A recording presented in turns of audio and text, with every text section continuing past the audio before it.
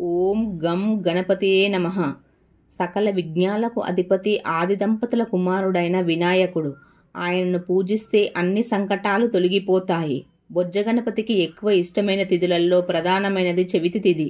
చెవితి తిథిని 2 విధాలుగా ఆచరిస్తారు. వరద చతుర్థి, సంకష్టహర చతుర్థి. అమావాస్య తర్వాత వచ్చే చతుర్థి రోజున చేసే వ్రతంను వరద చతుర్థి అని, పౌర్ణమి తర్వాత వచ్చే చతుర్థి రోజున చేసే వ్రతంను సంకష్టహర చతుర్థి అని అంటారు. ఇందులో వరద చతుర్థిని వినాయక వ్రతంగా వినాయక చవితి రోజున ఆచరిస్తారు.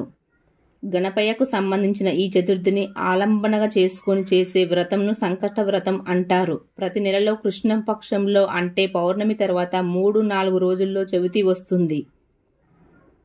ప్రదోష కాలంలో చవితి ఎప్పుడు ఉంటుందో ఆ రోజున సంకష్టహర చవితిగా లెక్కించాలి. 2 రోజులు ప్రదోష సమయంలో చవితి ఉండడం అసలు జరగదు.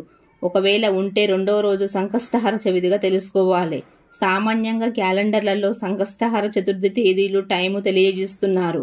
ఈ వ్రతము ఆచరిస్తే జరగని పని లేదు. మంగళవారము సంకష్టహర చతుర్థి వస్తే దాన్ని అంగారక చతుర్థి అని అంటారు. అలా రావడం చాలా విశేషమైన పర్వదినం. ఈ పూజా విధానము: సంకష్టహర చవితి వ్రతాన్ని 3, 5, 11 లేదా 21 నెలల పాటు ఆచరిస్తారు. ఈ వ్రతాన్ని బహుళ చవితి నాడు ప్రారంభించాలి. వ్రతం ఆచరించిన రోజు ప్రాతకాలమే తలస్నానం చేసి ఆ తర్వాత ఇంటిని శుభ్రం చేసుకుని పూజా గదిలో గాని లేదా విడిగా పీట వేసుకుని పీటపైన వినాయకుని ఫోటో గాని లేదా విగ్రహము లేకపోతే పసుపు గణపతిని చేసుకుని ముగ్గు వేసి పసుపు, కుంకుమ, అక్షింతలు గణపతిని పెట్టి పూలతో అలంకరించాలి. ఎర్రటి పుష్పాలైతే స్వామికి ఇష్టము. తర్వాత దీపారాధన చేసి అగరబత్తులు, ధూపం వేసి గణపయ్యకు గరికను సమర్పించాలి. అటుకులు, బెల్లం నైవేద్యంగా పెట్టాలి. వినాయకుని మనసులో నమస్కరించుకొని ఏదైనా ఒక కొత్త వస్త్రం తీసుకొని ఆ వస్త్రంకు పసుపు ముంచి ఆరిన తర్వాత గణపతి ముందుంచి చిటికెడు పసుపు, కుంకుమ వేసి స్వామిని తలుచుకొని మనసులో ఉన్న కోరికను మనసారా స్వామికి తెలిపి 3 దోసిళ్ల బియ్యాన్ని అందులో పొయ్యాలి.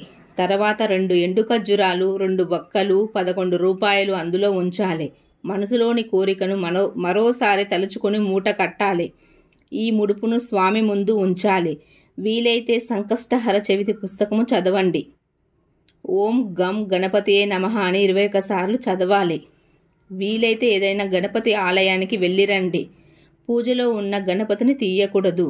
సూర్య అయిన తర్వాత స్నానం చేసి దీపం వెలిగించి స్వామికి లఘు పూజ చేసుకోవాలి. సూర్యోదయం నుండి సూర్య అస్తమయం వరకు ఉడికించిన పదార్థం కానీ ఉప్పు కలిపిన పదార్థాలు తినకూడదు. పాలు, పండ్లు తినవచ్చు. చంద్రోదయం తర్వాత చంద్ర దర్శనము లేదా నక్షత్ర దర్శనం చేసుకొని చంద్రుడి వెలుతురు పడేటట్లు అటుకులు, బెల్లం చూపించి ఆ ప్రసాదం ఇంట్లో కుటుంబ సభ్యులకు పంచాలి. చంద్ర దర్శనం తర్వాత మామూలు భోజనం చెయ్యాలి. అనుకున్న సమయము 3, 5, 11, 21 చవితులు పూర్తి అయ్యాక ముడుపు కట్టిన బియ్యంతో చక్కెర పొంగలి చేసి స్వామికి నివేదించి సాయంత్రం భుజించాలి. ఈ వ్రతం వల్ల ఎలాంటి కోరికైనా సిద్ధిస్తుందని భక్తుల ప్రగాఢ విశ్వాసం. ఈ వ్రతం మొత్తం ఆచరించడం కష్టమని భావించేవారు ఉపవాసం చేసి సంకట నాశక గణేశ స్తోత్రం చదివి దగ్గరలో ఉన్న గణపతి ఆలయాన్ని సందర్శించినా సరిపోతుంది. ఉపవాసం కూడా లేని వారు కనీసం శ్రీ సంకటనాశన గణేశ స్తోత్రము చదవడము లేదా వినడము ద్వారా కూడా ఉత్తమమైన ఫలితం ఉంటుంది. ఓం గం గణపతే నమః.